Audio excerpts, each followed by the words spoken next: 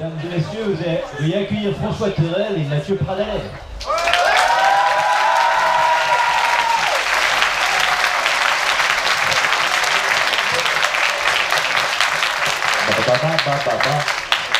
Merci nombreux, ça fait plaisir. Bonjour, bonjour à tous. On est là en mode personnel et Caradoc pour vous. Code couleur à respecter. Je pense que la plupart d'entre vous me connaissent. Mais on va quand même, je suis sûr qu'il y a des gens qui ne me connaissent pas dans la salle, on va se présenter très rapidement. Je te laisse commencer. Moi je m'appelle Mathieu Pradalet. On s'assoit là. Du coup, je suis en classe de 3ème et je viens juste d'arriver. Ça me fait très plaisir d'être là. Et plus sérieusement, ben voilà, je fais des vidéos sur internet. Et on a une chaîne en commun qui s'appelle Studio UA, avec plusieurs émissions. Il y a French Food Porn, les Wet Shorts. Une émission de cuisine décalée. Exactement. Il y a les Wet Shorts, qui est une émission. Une des petites pastilles d'humour noir et absurde, voilà, surtout. Exactement. Voilà. Et d'autres choses, du KGB, des choses qui gravitent un peu autour de ça. C'est ça. Et on a sorti un épisode hier soir.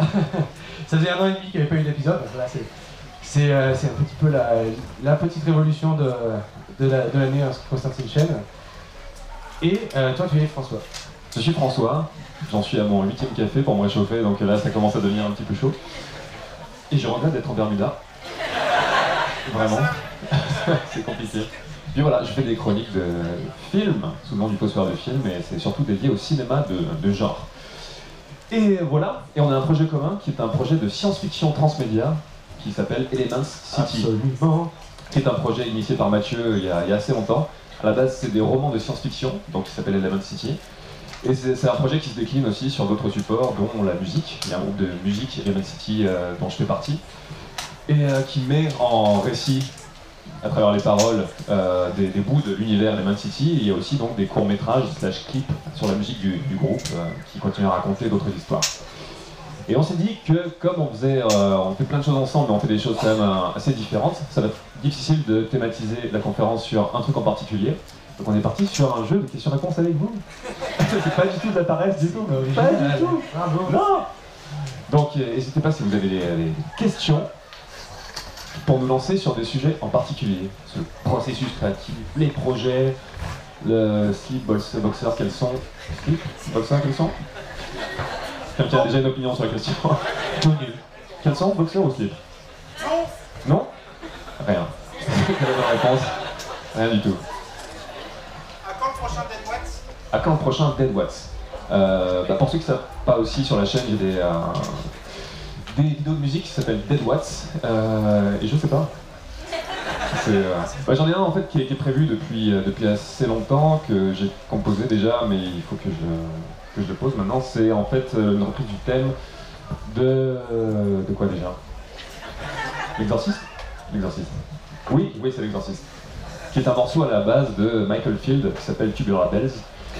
Et comme je fais les Dead Watts en fait grâce à une pédale de loop, une loop station qui fait tourner en fait une phrase musicale en boucle pour construire par-dessus, et il faut des morceaux assez répétitifs pour pouvoir faire une chose. Et ce morceau est ultra répétitif. Donc ça sera celui-là, le prochain. Il faut que je le fasse.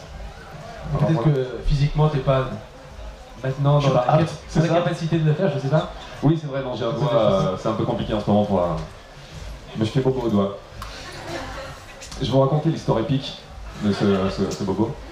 Je me suis enlevé une chaussette. Et c'est tout. Et voilà. Allez, voilà. C'est ce qu'on appelle un mallet finger en fait. C'est le bout du doigt, le tendon extenseur qui est buté. Donc en fait, il y a le doigt qui fait. Et voilà. Donc en fait, j'étais pressé, je prenais un train, je me suis enlevé une chaussette assez rapidement et j'ai retiré le doigt bien violemment avant qu'il sorte de la chaussette, qui s'est tordu. Donc ça fait ah. Et puis ensuite, je suis allé prendre mon train, j'ai regardé ma main et en fait, c'était voilà. Non, c'était pas le A des brognards, c'était un peu plus. Voilà. Mais voilà, donc c'est un peu compliqué en ce moment. J'essaie de m'en servir comme bottleneck sur la guitare, mais ça marche pas, ça accroche un peu les cordes. Tant pis.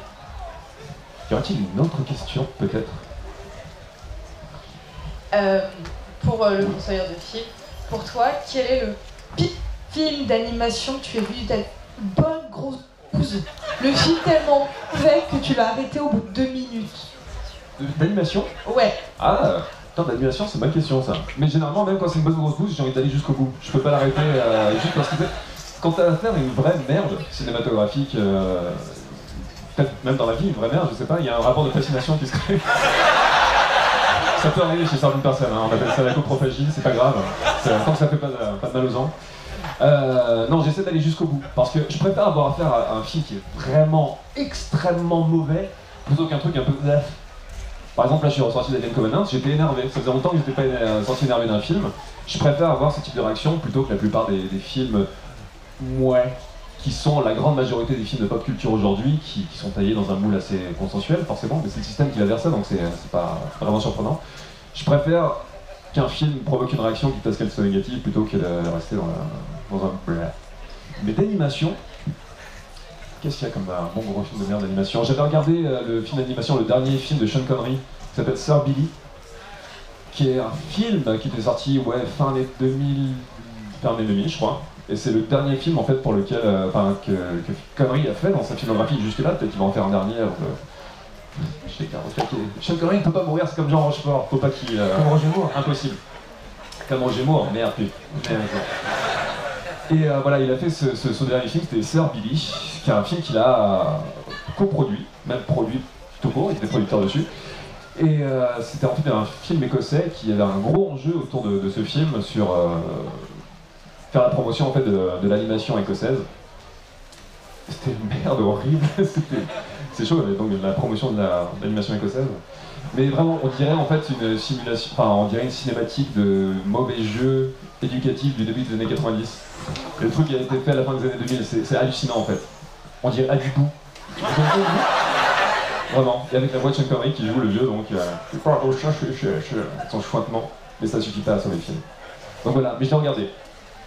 Je n'ai pas pu l'arrêter. Mais ouais. Je suis en train de réfléchir en fait au film que j'ai pu arrêter, mais en fait non, ça m'arrive souvent par rapport à des films, je sais pas, j'ai pas la foi de les regarder jusqu'au bout ou de me lancer vraiment dedans, donc ça arrive pratiquement souvent. Mais je suis en train de penser au film dont je suis sorti pendant une séance. Est-ce que tu t'es cassé un jour d'une séance de cinéma? Oui. Alors, en plus de ça, c'est mi-film d'animation, mi-film de merde. C'était Georges de la Jungle. Je sais pas si ça vous parle. Avec Brandon Fraser? Oui. Parce que, mais alors, pour le coup, à l'époque, je m'attendais pas du tout à voir ça, et j'ai eu l'impression de m'être fait arnaquer au moment où je rentrais dans la salle. Je suis resté une demi-heure, et puis après, je suis allé voir des bières. Parce que j'avais vraiment eu l'impression... Attends, mais on avait 14 ans quand c'est sorti. Ouais. Qu'est-ce que tu faisais? Je buvais des bières, voilà. D'où la tronche que je me paye maintenant, mais c'est vrai que sur le moment, c'était... Mais est-ce que, comme à l'époque, comme moi, tu lisais Ciné Live, et qu'on avait le fameux CD sur Ciné Live avec toutes les bandes annonces qui étaient dessus? Exactement. Et ça faisait partie de ces bandes annonces que j'avais regardées en boucle. Comme à l'époque, chapeau dans les bottes de cuir, j'ai fantasmé comme un fou sur la bande annonce qui était incroyable. Puis après, bon, le film, c'était... En fait, le générique du film ressemblait un petit peu à la bande annonce, et une fois l'effet de surprise passé, c'était le super plat. Et peut-être que si je le revoyais maintenant, je comprendrais des codes, des blagues cachées, je sais pas. C'est vrai que c'est un dessin animé à la base. Ouais. Avec un super générique, une musique qui reste bien dans la tête. C'est super chouette. Est-ce qu'on passe à la question suivante? Si un bras s'agite, le bras s'agite. Question. Je voulais savoir comment vous avez venu l'idée de mêler cuisine-pâtisserie et pornographie. Alors moi c'est ça. Tu peux le tutoyer. C'est pas vraiment de la pornographie pour le coup, parce qu'on est encore sur YouTube, c'est pas interdit moins de 18 ans. Et on ne voit pas de pénis en érection. Ça c'est la définition du CSA, normalement on ne devrait pas avoir de trop de soucis. Mais ensuite... Par contre, il y a une image subliminale de pénis pas en érection dans tous les épisodes. C'est vrai? Ouais, faut le trouver. Il y a des images subliminales, c'est vrai. Des fois on les retrouve, des fois on les retrouve pas. Des fois il y a même des codes pour trouver des cadeaux à gagner. Mais il n'y a pas de pénis, je crois pas. Je me sens pas. Mais en tout cas, pour revenir à la question sur la connexion entre quelque chose d'érotique et puis de la cuisine, pour moi la cuisine c'est quasiment érotique. Et la food porn, la définition de food porn qu'on peut avoir, c'est déjà de la mise en valeur par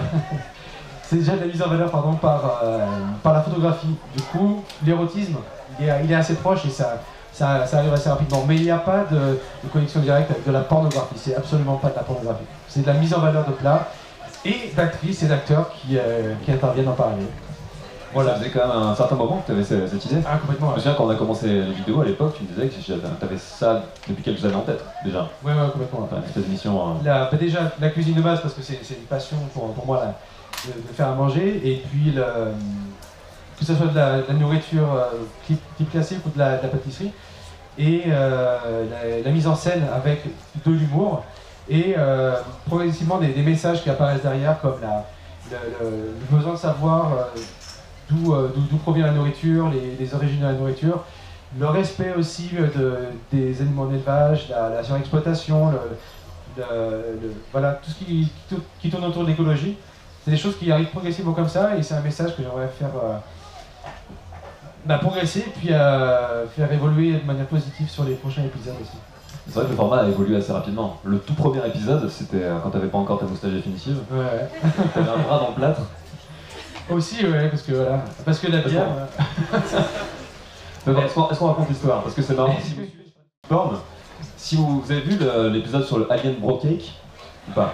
À un moment, quand il y a les petites vignettes qui montrent comment les bros ont grandi ensemble, il y a une vignette où il dit regarde, je suis sûr que je peux sauter de cette hauteur, et qu'on voit Mathieu sauter et t'entends juste un gros bruit en bas. C'est comme ça en fait que Mathieu a un plâtre dans l'épisode numéro 1. C'est pour ça qu'il porte un plâtre.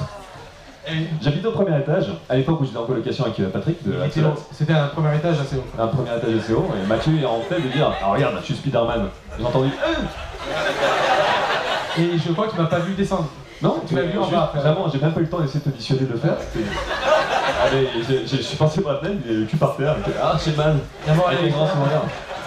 quand vous êtes bourré, ne descendez pas à l'étage comme ça. On avait précisé que t'avais été bourré. Ah, j'étais complètement Comment ça sec. C'est pour ça que j'ai tenté la chose, c'est pour ça que je me souviens même pas de la chute, je me souviens juste d'être par terre dessous, de me relever, de retourner à l'appartement, de reboire des bières. Et ensuite je suis rentré chez moi en vélo, et je savais pas que c'était encore que c'était cassé, du coup qu'on appelle ça, pas la fissure, la fracture s'est écartée en faisant du vélo. Et vers 7h du mat, quand l'alcool a commencé à baisser au niveau de l'effet, là j'ai commencé à douiller et je me suis rendu compte que c'était cassé. Et c'est à ce moment-là que je me suis dit que je descendrais plus de monument en étant bourré. C'est ça. Moralité. Ne buvez pas de bière à partir de 14 ans. Voilà. Donc, quelle était la question là-bas? Je sais plus. Mais oui, le format a évolué. Ouais. Parce que dans l'épisode 1, en fait, l'idée c'était vraiment de se moquer des dérives de la food porn, quoi. Vraiment avec les gens qui prennent uniquement les plats en Instagram, photo et tout ça. Ouais. Et après, ça a vite dérivé vers un truc plus conscient, manger conscient, quoi. Et ce qui est marrant d'ailleurs, c'est qu'il y a eu le réseau Instagram qui s'est développé sur Food Porn, où je fais typiquement la chose dont je me moquais au début. Voilà, maintenant je suis devenu un cliché ambulant et le serpent s'est mordu la queue. Par contre, les épisodes évoluent et c'est vrai qu'il y a vraiment l'apport de consistance, quelque chose qu'on n'avait pas au début, et progressivement des recettes qui n'existent pas sur les prochains épisodes qui ont déjà été tournés, qui sont en train d'être montées. Il y a des recettes originales, des choses qu'on ne retrouve pas ailleurs, ou des choses que j'ai découvertes dans d'autres pays, que je fais évoluer. Et voilà, il va y avoir beaucoup plus de consistance à la fois sur l'histoire et sur les recettes apportées. Je pense que ça va être plus sympa. Mais les formats évoluent aussi en termes de la quantité de ce qu'on y met. Enfin, je le vois aussi par rapport à ma propre chaîne, parce que même quand tu as commencé par French Food Porn, après tu t'es dit ah j'ai besoin de faire aussi un format qui soit un petit peu plus rapide à faire, un petit peu plus léger, pour retrouver juste un petit peu plus de spontanéité aussi dans le processus créatif. Donc tu as fait les Tips de Jean Junior, qui sont devenus beaucoup plus chiadés, juste en 2 épisodes, c'est devenu l'équivalent de ce qu'était les French Food Porn à la base. Et t'as les Nanos Jean Junior qui font maintenant 30 secondes, je pense que bientôt ça va devenir l'équivalent des French Food Porn de base. C'est ça, les Nanos Jean Junior devient le Tips, le Tips devient le French Food Porn, et le French Food Porn ça devient rien parce qu'il n'y a rien qui sort. C'est ça. Mais moi je vois par rapport aux Fossoyeurs, parce que les Fossoyeurs tels que je les faisais au début, maintenant c'est l'équivalent de ce que je fais sur un aparté. C'est la même dose de travail, sinon plus encore sur les apartés, tandis que les Fossoyeurs sont en fait plus le temps passe. On peut penser que plus le temps passe et plus en fait le processus devient facile si on reste sur le même format, mais là étant donné que le format s'étend en fait, c'est toujours plus de boulot. Donc c'est voilà. C'est un peu du cœur en fait. J'en ai l'air. Mais voilà. Ah, c'est de plus en plus compliqué, mais on prend de plus en plus de plaisir. Ou pas ça... Allez. Pour le coup. Ouais, une fois que c'est fini l'épisode, c'est du plaisir. Ouais, non, c'est le truc d'un processus créatif, c'est que forcément, enfin, vous savez tous ça, chacun par rapport à sa propre activité. Mais il y a plein de moments qui sont vraiment cool, on a une vision à la base et ensuite tout le processus d'exécution de cette vision, il y a des passages qui sont drôles et cool et d'autres qui sont juste laborieux, quoi, mais c'est normal, c'est absolument normal. Sur un prochain French Food Porn qu'on a déjà tourné, on va faire semblant de pêcher quelque chose et à chaque épisode je dis que le Est-ce que prochain... c'est secret ça? Hein? Est-ce que c'est secret? Je sais pas, non, peut-être pas. En même temps, ça... Non, je pense qu'on peut dire, je pense que ça a déjà un peu fuité sur internet, c'est pas très grave. Ouais. Ouais. Bah, en même temps, c'était tourné au Frames. Oui, alors il y a une partie qui était tournée au Frames, donc le festival qu'on fait sur Avignon, qui est au moins aussi sympa que les Geekeries. Et une autre partie qui a été tournée en bord de mer, parce que c'est une recette avec un poisson, c'est un thon. Moi je pense que c'est pas un secret, c'est un thon, et du coup on a acheté un thon, un véritable thon. Il faut à tout prix qu'on raconte l'histoire. Allez. Le tournage avec le thon, quoi. Et C'est juste je te laisse introduire. C'est fou, en fait. Mais en fait, donc c'est pas le prochain French Food Porn, parce que le prochain French Food Porn a été tourné il y a 2 ans. C'est vrai, en plus. C'est vrai. Et donc c'est celui d'après, qui sera donc la recette avec le thon. Et donc Mathieu voulait faire un truc de sensibilisation à la pêche sur le thon. Donc il voulait un thon blanc, parce que c'est le thon rouge en fait qui est en voie de disparition, c'est ça? C'est le thon rouge, ouais, méditerranéen surtout. Et en fait, à travers Gilles, qui est un des 2 tenanciers du cinéma Le Pandora à Avignon, celui qui joue mon frère dans les chroniques, dont le père est pêcheur, c'est ça? C'est ça, le père est pêcheur, du coup il m'avait dit Mathieu, t'inquiète pas, on va réussir à avoir un thon de l'espèce que je voulais. Un thon blanc de... gros comme ça. Moi c'est ça, je voulais un thon d'une vingtaine de kilos, avec un budget très défini. Ouais. Un thon blanc de 20 kg.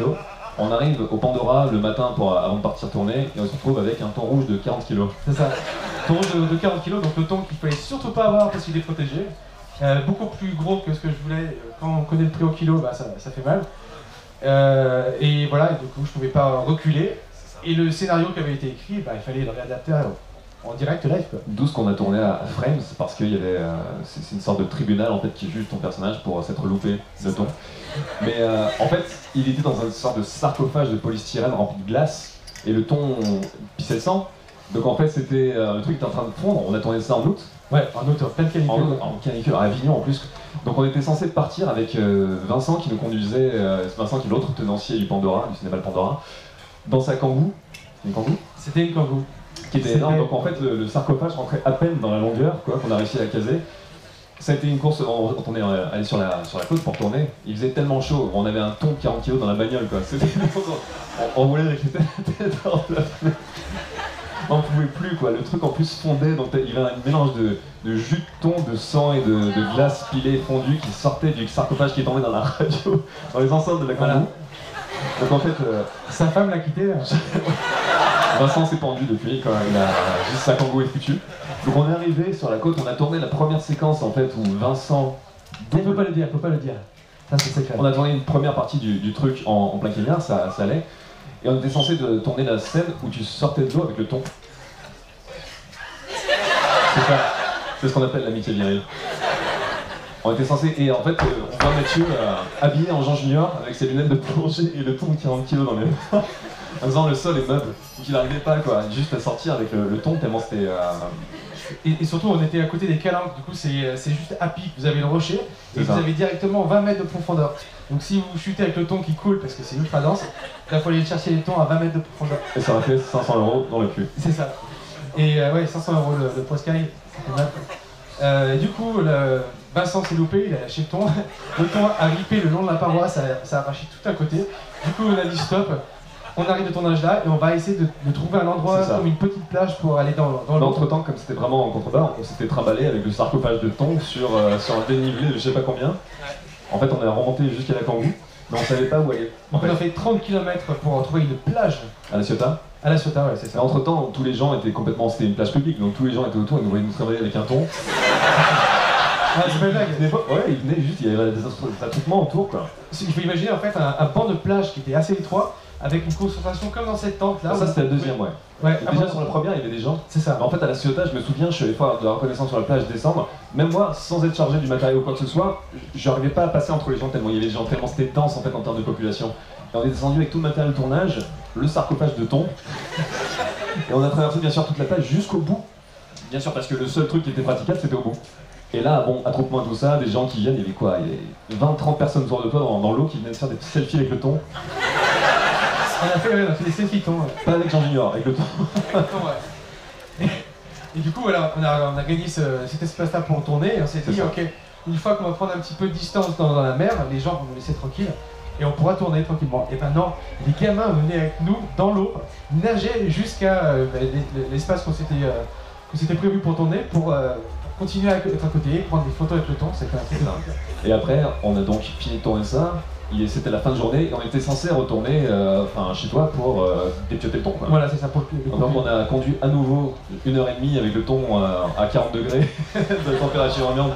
Et ce qui est vrai, c'est que c'était un thon qui n'était pas congelé, il était conservé dans la glace, mais c'est un thon frais. Et on voulait certainement pas gâcher 500 € de thon, du coup il fallait le maintenir avec une température continue pour ne pas gâcher le produit. Et ça a été vraiment complexe. Et dans la voiture au retour, il y a Mathieu qui allait voir des vidéos YouTube comment dépioter un thon. Donc il était juste sur les tutos de dépiotage de thon. Ça existe. Ouais. Et on est arrivé en fait chez toi, tu t'es dit on est sur le plan de travail. Non, on l'a mis dans la baignoire quoi. Il faisait la longueur de la baignoire quoi. C'est devenu du Breaking Bad en fait, on était en train de dépioter un corps. Et ce qu'il faut savoir, c'est que quand vous regardez les tutoriaux avec des japonais qui découpent le thon à la vitesse de l'éclair, ils sont super bien équipés, ils ont des couteaux incroyables, ils ont de quoi péter des colonnes vertébrales super facilement. Moi j'avais pas ça, on avait des couteaux qui étaient plutôt cool, mais ça a été une galère de fou. Le burin à un moment. J'ai le burin pour péter la colonne. Et même avec le burin, ça a été une galère pas possible. Et quand vous avez un thon qui fait donc 40 kg, vous avez des viscères, mais c'est incroyable. La quantité de viscères que vous avez, le cœur qui est énorme, c'est l'impression de vider un être humain en fait. Et en pleine pellicule, avec la chaleur, il y a une odeur qui se dégage de ce truc-là aussi. On a fini à 1h du mat. 1h du mat avec un méga sac poubelle rempli de viscères et de colonnes vertébrales de thon. Tu as largué quelque part au milieu d'un à côté de poubelle publique. Le mec qui a découvert ça dans le mail, il a dit qu'est-ce que c'est? J'ai dit une enquête chez Interpol quoi. Et surtout qu'il y avait des traces de sang à côté de la poubelle. Ça faisait vraiment cadavre qui était mis jusque là. Plus l'odeur bien sûr, parce que le matin quand tu te réveilles avec toute la chaleur qui réchauffe le sac poubelle noir, ça sent très très fort, il y a des petites mouches et tout ce qu'il faut. Donc voilà, alors qu'on a besoin d'une sardine. Alors, mais quand vous verrez la recette, donc vous avez en tête cette histoire, c'était une journée assez improbable. Je me marre en y repensant. Mais c'est vrai qu'on en a chié. On en a chié. Mais on en chie toujours sur tes tournages. Mais c'est volontaire, en fait, il a une sorte de masochisme en fait dans tout ce qu'il veut faire au cours d'un tournage. Et même au stade de l'écriture, quand il me montre un truc, je suis oh putain. Mec, on va tellement galérer. Mais ça fait des souvenirs, c'est bien. Le prochain, ça sera vachement plus facile. Moi aussi on galère sur mes tournages, mais c'est plus à cause de la malchance. C'est bien. Putain les avions, merci. Vous connaissez ma souffrance les avions. Mais c'est la loi de Murphy quoi. Après c'est normal quoi, dès qu'on met rec sur une caméra, juste il y a une espèce de règle de vie qui fait que Ragnarok se déclenche quoi autour. C'est comme ça. Il y a surtout l'envie de ne pas rester devant un fond vert et puis de prendre un peu des risques, de faire des choses un peu différentes. Bien sûr. Mais sur la dernière, ouais, du Cosmover, on avait tellement galéré avec Naomi qui a eu l'inspiration juste ici. Et on a aussi repris à tellement de fois pour tourner, c'était une horreur. Donc en fait la nouvelle, celle qui va sortir dans 2 semaines, qu'on a tournée il y a 2 semaines, là par contre je crois que au niveau karma, j'avais tellement accumulé de merde sur les autres que là ça s'est passé tellement bien qu'on se regardait, on a dit il y a un truc qui va se passer, c'est pas possible. On est rentrés tous en se regardant derrière nous s'il n'y avait pas un mec qui nous suivait avec une petite cuillère pour nous tuer. J'en sais rien, mais bon c'était... Donc d'ailleurs le prochain épisode arrive dans 2 semaines. Mais, faut jamais terminer une explication par mais. Le disque dur. C'est ça. Est-ce qu'il y aurait une autre question? Yep. Comment on fait pour tester autant de... Attends. Juste après on en vient à ta question. Pardon? Comment on fait pour tester autant de pâtisseries en week-end? J'ai lu la liste. On se fait vomir en fait. Non, pour le coup, c'est une bonne répartition. J'y suis allé avec mon petit frère et mon père. Et bon, c'est réparti ça, mais c'est vrai qu'on a encaissé quand même pas mal de pâtisseries. Je pense que j'ai dû m'en faire une quinzaine par jour, je pense, pendant 3 jours. Et ouais, à la fin, on est mal quoi. Le soir, c'est salade. Ah, mais tu t'astreins avec rigueur. Tu boufves pas. C'est comme quand les goûteurs professionnels de vin, ils boivent pas tout. Si, j'ai tout mangé. D'accord. Voilà. Ah non, j'allais pas gâcher le truc. Non, c'est pas vrai. Déjà, c'est un plaisir pour le coup, parce que il y a des créations, il y a des gens extrêmement doués derrière ça, et il faut y aller jusqu'au bout, quoi. Et puis, je pense pas que dans une pâtisserie, ça se fasse trop comme goûter du vin, on mâche et puis on crache dans un pot. Je pense que ça serait assez mal vu. Là, c'était 3 jours qui étaient dédiés à ça, donc on a fait que ça, on a bouffé. Voilà. Mais je recommence quand il faut, y a pas de souci. La question qui était derrière là. Bonjour. Oui. Ok. Question plutôt à toi François, mais tu peux répondre aussi éventuellement. Est-ce que tu as des souvenirs de films que tu avais adorés quand tu étais plus jeune et en les regardant, je pense à Terminator 3 par exemple, pas Terminator, Robocop, en les revoyant tu t'es dit ah non, ah merde, et j'aurais peut-être mieux fait de le garder dans mon souvenir. J'ai pas eu trop ça ces derniers temps. Est-ce que t'en as toi? Attends, ça va venir. Ghostbusters 2, c'est le premier qui me vient en tête quand même. Mais celui-là j'avais besoin d'exorciser, comme c'était un traumatisme vraiment quand j'étais gamin, Seigneur Vigo et compagnie. Celui-là je l'ai regardé et donc ça m'est juste sorti de la tête. J'ai essayé de faire ça aussi avec Le Prince des Ténèbres de Carpenter, mais il m'a traumatisé une deuxième fois en fait. Faut pas faire ça avec tous les films. Ça marche pas tout le temps. Mais il n'y en a pas vraiment trop. Généralement, quand il y a un film dont je sais qu'il vaut mieux pas trop que je regarde et qu'il est lié vraiment à une période, j'essaie de pas trop le regarder. Dans ma liste des films, pas préférés tous les temps, mais ceux qui ont vraiment compté pour moi, il y a toutes sortes de types de films. Il y a des films que je peux regarder en boucle, comme les films, je sais pas, La vie aquatique de Wes Anderson, et il y en a d'autres que je veux surtout pas revoir. Par exemple, L'homme qui voulut être roi de John Huston, avec Sean Connery et Michael Caine, il m'a fait une impression de dingue, mais celui-là, je sais pas pourquoi, je veux pas le revoir, quoi. Peut-être qu'il passera mal la barrière du temps, peut-être que j'ai vu dans un état d'esprit particulier. Il y en a certains que je redécouvre au fur et à mesure, quoi. Genre, je fais une petite exclue sur le prochain épisode, il sera dédié au film Le Nom de la Rose. Et celui-là, quand j'ai vu à 13-14 ans, il m'a fait une impression, mais c'est ce que je dis dans la chronique, j'en ai pas dormi de la nuit, quoi. C'était l'été, il faisait tellement chaud. Je voyais des moines fous qui dansaient autour de moi, c'était juste... c'est une hallucination, en fait. C'est presque un souvenir de prise de champi, mais sans champi. Et voilà, par contre celui-là je l'ai redécouvert, mais il m'a toujours vraiment plu. Mais celui-là j'avais peur de le redécouvrir, j'avais peur de beaucoup moins l'aimer, vu qu'il était lié vraiment à une période et à des feelings assez particuliers. Donc ouais, ça pas tout se casse. Oui, il y en a juste un que j'ai revu, je suis content de l'avoir revu, c'est Dark Crystal. Parce que quand je l'avais vu gamin, il m'avait terrorisé. Ah ouais. Je me souviens que c'est mon père qui m'avait mis devant le canapé, qui m'avait dit regarde ça. Et j'étais parti du salon, parce que ça m'avait fait super peur. Et là je l'ai revu, donc je suis reparti aussi du salon en pleurant. Mais non, ça m'a permis d'apprendre des trucs et de me dire ok, c'est un traumatisme qui est fini. Est-ce que t'as des flashs toi, de moments par exemple où tes parents te disaient de pas regarder un truc et t'as pris quand même des bribes d'images à la télé? Moi j'en ai deux qui me reviennent, c'est Dracula de Coppola, avec toute l'intro où il y a des gens qui sont sur les pales de Vlad. C'est pas Vlad Tapa, c'est Vlad Tepes. Et cette image de pale, et puis la maison de Norman Bates dans Psychose. J'ai ces deux diapositives en tête de quand j'étais gamin, et comme je les ai juste chopés au passage quand mes parents disent non, tu regardes pas ça, tu vas te coucher. Et voilà, c'est passionnant maintenant. Moi aussi j'en ai deux, exactement deux, c'est Basic Instinct et Harcèlement. Et ça, c'est quelle image de Basic Instinct qui te justement dans le commissariat peut-être. Ah ouais. Et puis toi t'es passé exactement au bon moment dans oui. Ah, j'ai eu de la chance pour le coup entre celui-là et Harcèlement avec Demi Moore aussi. Où j'ai eu je crois les séquences les plus intéressantes entre guillemets. Et après bon le film qui est peut-être moins intéressant mais je me souviens très bien. J'étais dans la cage d'escalier au-dessus comme ça avec la télé en bas.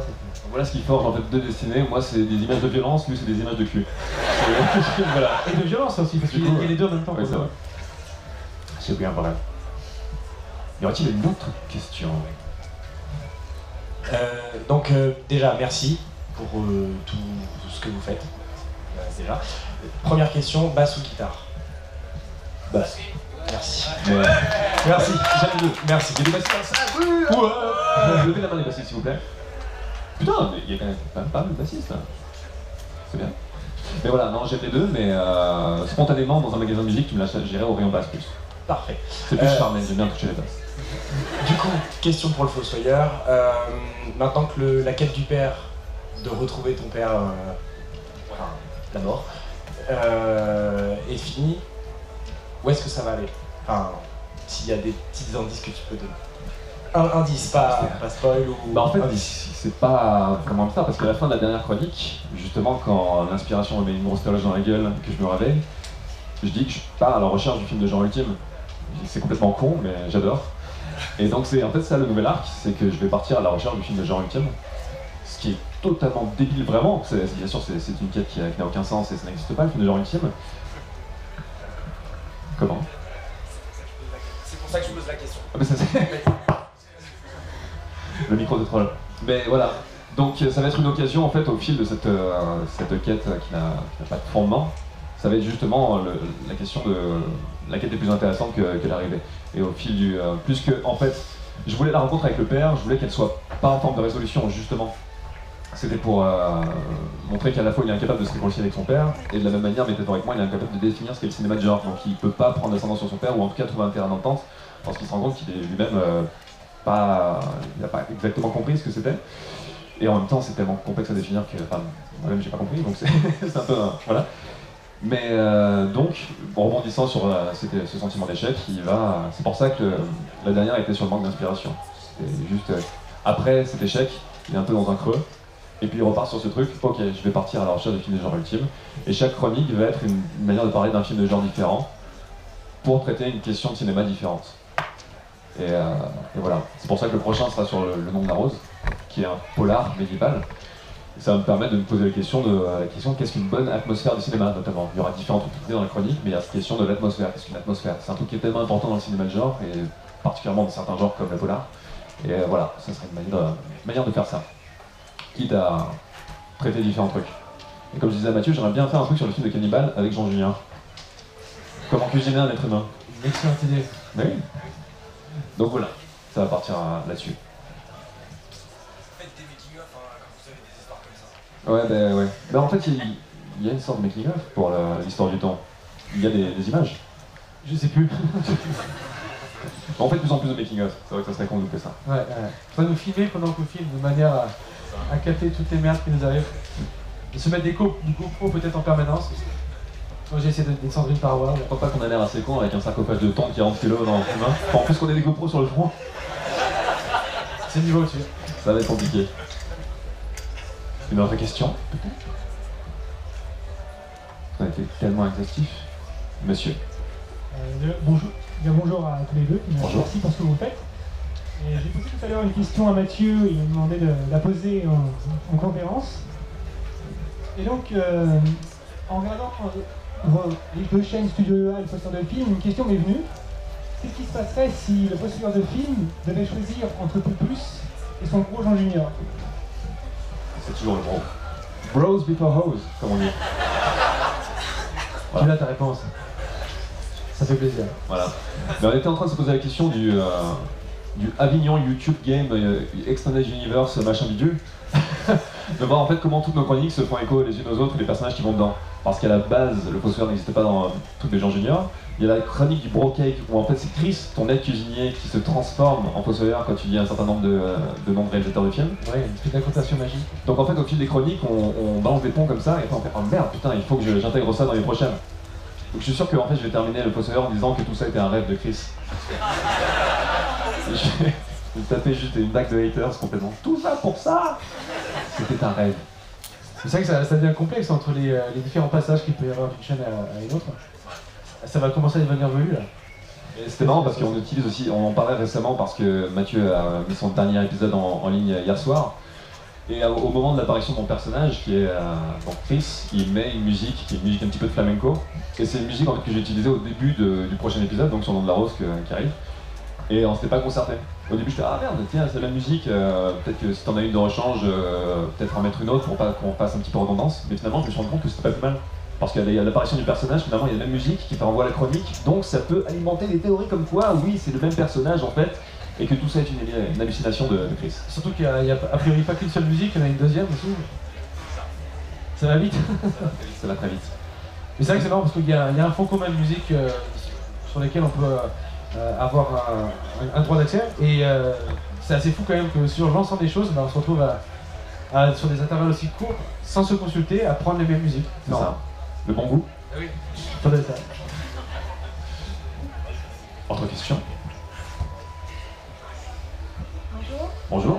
J'avais une petite question sur les nanars, parce que je sais que parfois c'est très... Enfin, certains ont des définitions très très strictes distributif, il ne peut pas y avoir de nanar récent parce qu'il y a plus de. On va dire sur les films à gros budget, il y a plus de problème d'effets spéciaux comme avant. Ouais. Et il y a quelques mois, j'ai vu Les Trois Mousquetaires. De Paul W.S. Anderson.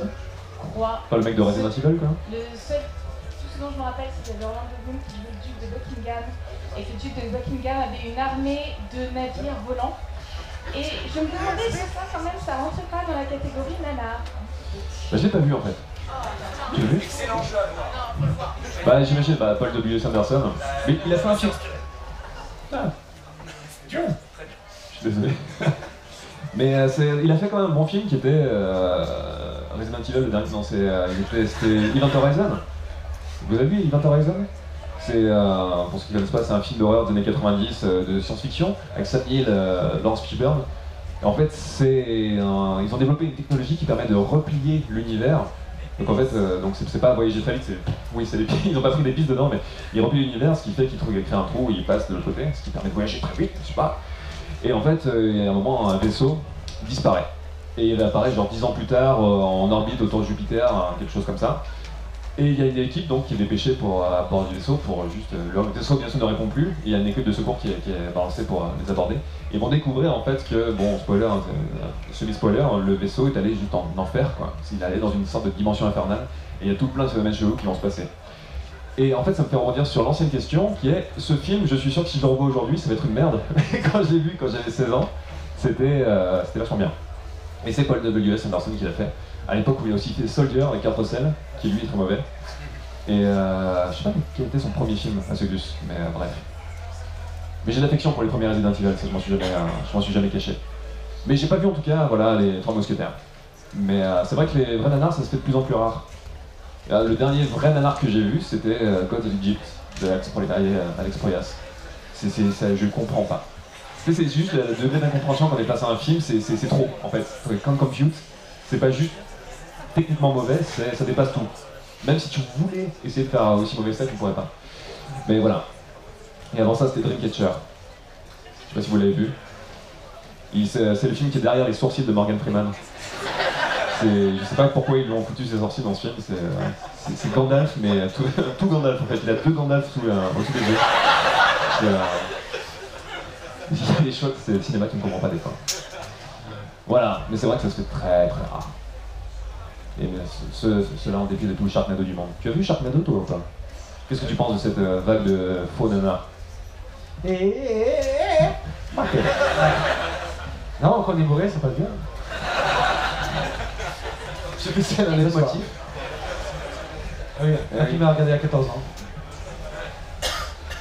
Attends, une autre question? Salut.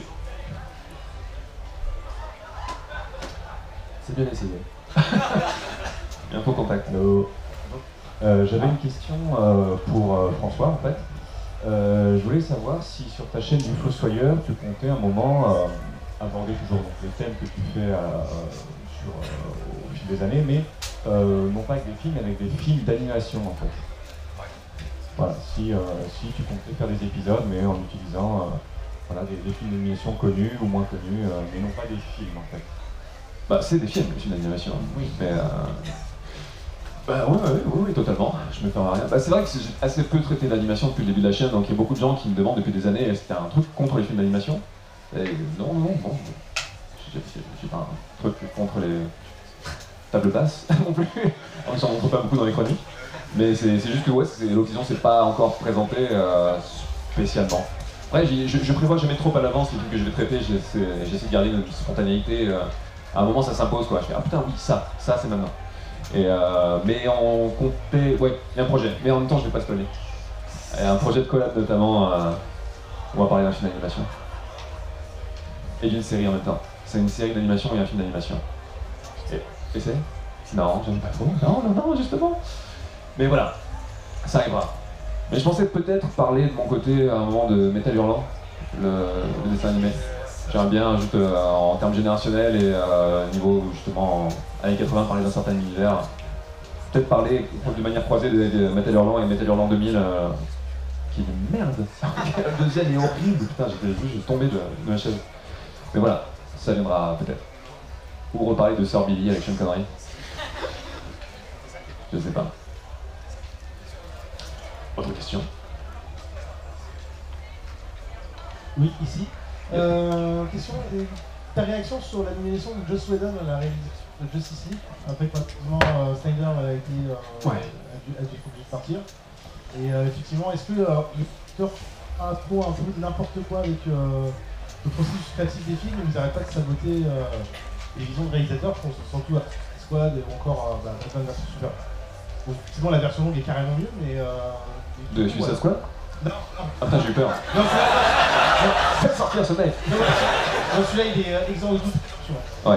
impossible, mais effectivement, voilà, ça n'a pas aidé le film, quoi. Ouais. Et donc, voilà, réaction sur Joss Whedon. En fait, Joss Whedon, c'est plus réaction sur le fait qu'il aille chez DC. C'est Supergirl qui est censé réaliser, ou je sais plus. Et c'est lui qui a fait Avengers, par exemple.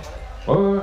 Mais en fait, sur Justice League, il file un coup de main plus que réaliser. En fait, Snyder est tellement avancé sur le tournage et déjà la post-prod en fait, il a plus qu'à mettre un point final à ce qu'a fait Snyder. Donc il va pas juste faire un film de Joss Whedon et se réapproprier le truc.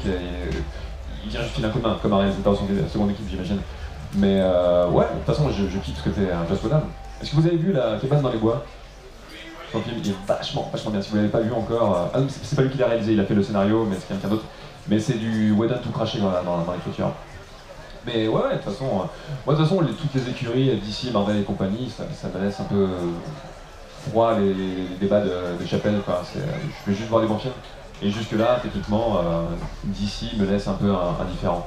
Marvel me laisse de plus en plus indifférent aussi, mais c'est juste parce que c'est la répétition d'une formule qu'au bout d'un an, bon, on a compris. Mais DC, je sais pas, c'est comme s'ils essayaient de démarrer une voiture qui n'arrive pas à démarrer. J'ai l'impression qu'ils mettent le starter, ça ne part toujours pas. Et là, sur Wonder Woman et tout ça, je m'en fous complètement, quoi. J'ai l'impression, en plus, de voir Marvel arriver à temps. Avant, ils ont absolument tout balisé en termes d'archétypes, de différents constructions d'univers. Là, Wonder Woman, j'ai l'impression qu'on va avoir juste un Captain America bis, et ensuite Justice League qui... Même les parties pré-esthétiques, je sais pas pour vous, mais perso, moi, commence à me gonfler, même sur Justice League, je trouve ça morne, en fait, très très morne. C'est pas juste sombre et comme s'il y avait un travail vraiment des clairs-obscurs, sombre avec de la matière et assez chaleureux. Là, c'est juste morne, ils ont mis des statues à fond et point. Après, j'imagine qu'il y a un vrai travail derrière, mais ouais, ça m'intéresse moins. Donc c'est intéressant de voir ce que Joss Whedon va pouvoir faire, parce qu'il a une manière plus, entre guillemets, colorée, pas juste esthétique, mais dans toute sa manière de faire, plus colorée d'aborder les choses. Donc peut-être qu'il va apporter un petit peu de sang neuf et d'air frais dans leur rang, je ne sais pas.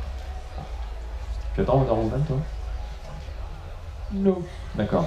Toi, tu tiens vraiment comme ton micro comme un chanteur de métal, avec le fil, on sait jamais. Avec ma maladroitesse, le mobile qui marche. Il y a plusieurs écoles, moi je préfère celle-là. Ok.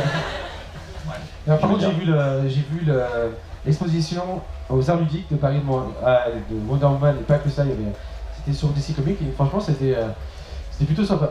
Il y avait des Wonder Woman grandeur nature, c'était très bien. Voilà, mais il n'y avait pas que ça. Il y avait aussi des petites motos, des petits costumes. Voilà. Alors, je vous le conseille pour le coup, c'est vraiment sympa. Il y a plein d'éditions originales des différents comics et c'est vraiment de la gueule. On voit les premiers croquis, les premiers collages aussi. Et ils n'avaient pas Photoshop à l'époque, c'est vraiment intéressant de voir les montages de titres qu'il pouvait y avoir, des superpositions comme ça de collages. C'est assez bluffant. Hein. Je vous conseille. Peut-être même plus que le film, certainement plus que le film d'ailleurs qui est sorti. Il y a un parapluie en liberté là qui se dirige sur nous. Mais ouais, je m'en posais, juste pour finir sur DC, leur processus créatif, je sais de toute façon que ces méga productions s'étalent vraiment dans le temps, ça demande énormément de travail, de mise en place, c'est de plus en plus titanesque, c'est ce qu'on appelle les tentpoles. C'est des blockbusters plus en termes de moyens qui sont ces trucs pachydermiques en termes de moyens et de logistique. Et je sais que ça prend beaucoup de temps, mais j'ai l'impression que Marvel est beaucoup plus réactif dans sa sortie. Et là, Justice League, j'ai l'impression, et Wonder Woman sont en tournage depuis 15 ans, quoi. Ça s'étale vraiment tellement dans le temps que je sais pas si ça relève d'une stratégie marketing pour sortir les films à tel ou tel intervalle parce que c'est jugé plus impactant ou plus efficace, je sais pas. Peut-être qu'ils essaient d'échapper aux sorties déjà de Marvel qui sont tellement étalées dans le temps qu'il n'y a plus beaucoup d'endroits où sortir les trucs pour tirer son épingle du jeu. Je comprends pas. C'est comme Avengers Infinity Wars, ça fait combien de temps que c'est en tournage? Je sais que c'est long comme film, mais quand même, c'est assez hallucinant. Bref. Arrête. Une question? Yep. Tu nous dis derrière, on voit que ça, je fais 2 des doigts. Pourquoi? Ah d'accord.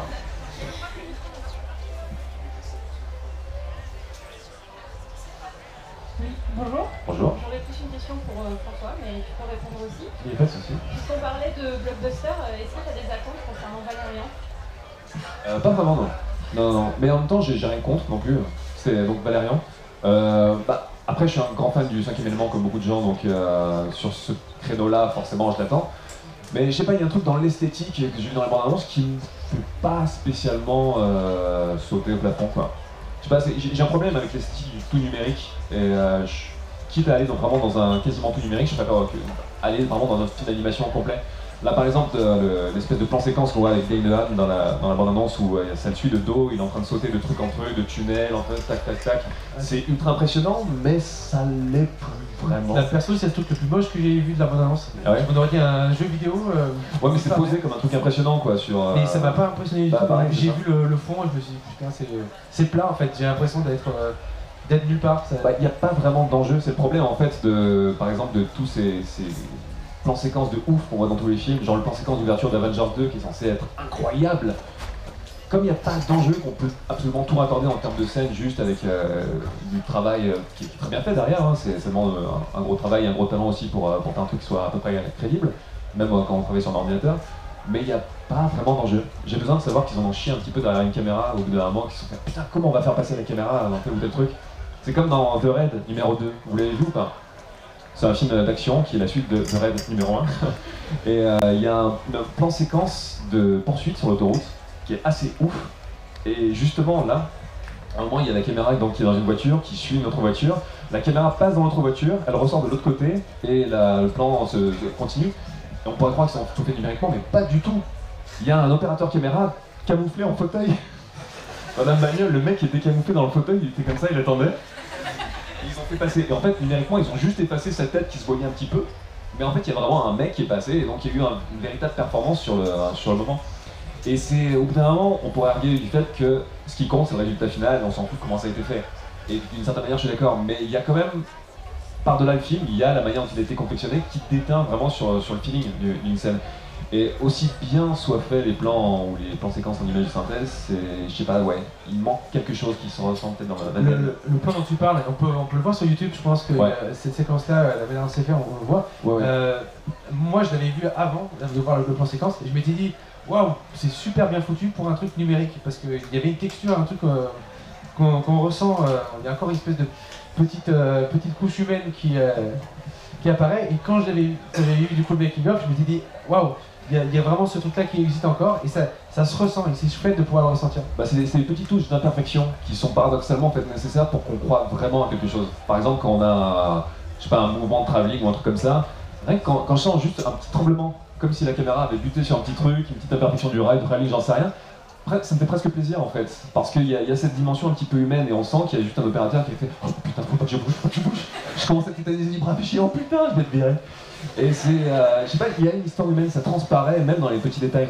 C'est comme, je sais pas, dans la musique, quand dans les années, je sais pas, 70, on écoute des albums de Led Zeppelin, Robert Plant, c'est un putain de chanteur de ouf, mais il y a certains moments, il y a certains microsecondes où quand il part dans les aigus, j'en sais rien, il fait une micro fausse note par exemple, et c'est pas parfait.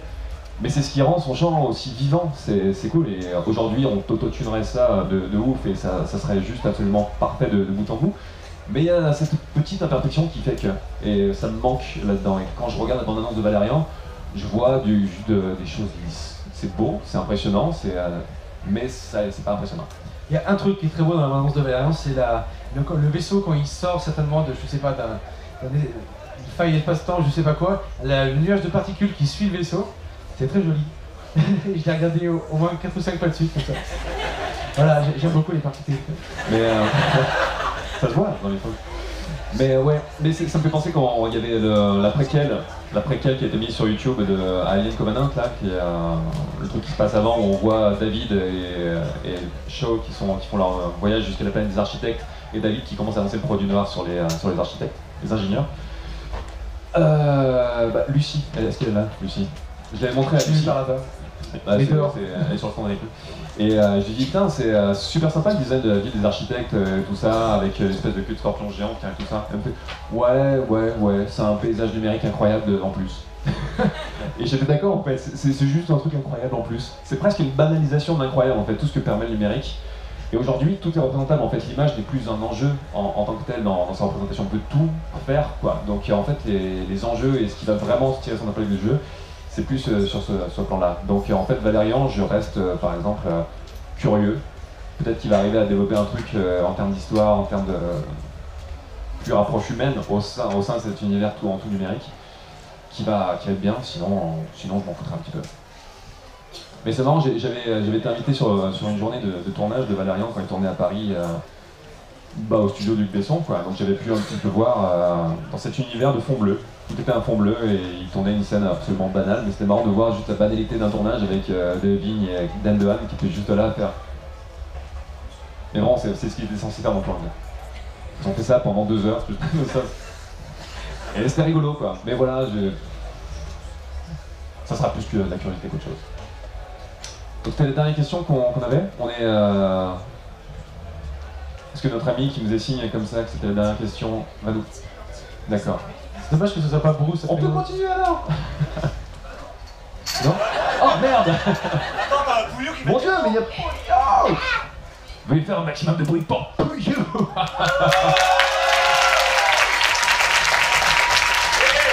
La bonne cliente. Ça reste pas trop temps, hein, c'est bien ce que tu dis. Bah c'est trop tard, tu m'as complètement coupé l'herbe sous le pied, je suis... Ok, tout le monde va me détester, bonjour. Bah écoutez, merci à tous, on laisse la place à son pour monsieur, et à très vite. Bisous. Merci.